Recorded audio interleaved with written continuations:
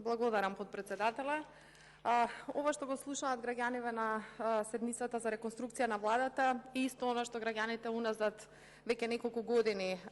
го слушаат и го гледаат од страна на претениците на ВМРО ДПМН, или да прочитам што вашето членство коментира за вашето однесување. Една иста плоча се врти, без никаква суштина, со празни флоскули и еден куп невистини, посвета на гола желба на власт по секоја цена. Значи, ова се изјави и коментари на членови на ВМРО ДПМН, не мои. Јас мислев,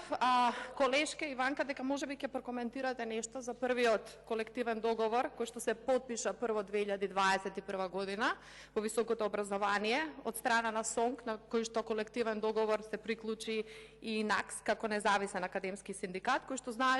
што значеше дека вработените во високото образование од септември 2021 година добиваат 10% повисока плата, а ќе им биде исплаќан и минат труд, кој што дотогаш се исплаќаше само на некои високообразовни институции. Мислев дека ќе прокоментирате нешто за новиот колективен договор кој што сега се потпиша со собранието и за кој што раководството на УКИМ излезе со изјава дека ќе придонесе кон подигање на стандардот на универзитетските професори и дека е тоа еден голем чекор напред и дека нели ќе се стремиме да се избориме за уште подобар стандард и подобри услови за универзитетските професори.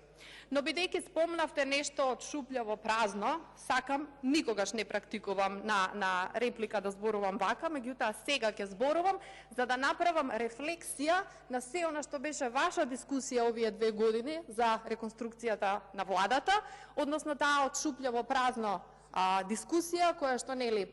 започна од вашиот председател, па подпредседателите тука. Значи, однапред кажувам дека ова не е мој стил на реплика, меѓутоа е рефлексија на вашето од шупљаво празно овие 2 недели, па ќе прашам дали еве вие како универзитетска професорка, можеби ќе го запрашате председателот на вашата партија, како тоа се спечалува толкав имот со просечна нели плата на универзитетски професор, или како што и мојот колега спомна, рече во едно интервју, ќе го цитирам, дека многу тешко се живее и тој бил погоден од инфлацијата, затоа што живеел од професорска плата и едва скрпувал крај со крај. Го цитирам. Значи, можеби, сакам да ве прашам вас, дали ќе го прашате, нели, бидејќи верувам дека сите што се наставници овде и професори, би сакале да знаат како тоа со просечна професорска плата се стигнува до такви имоти со милионски суми и вредности и Скопје, и надвор од Скопје, и во други држави, и како се стекнуваат бизниси кои што вредат по 11 милиони евра. Толку од мене.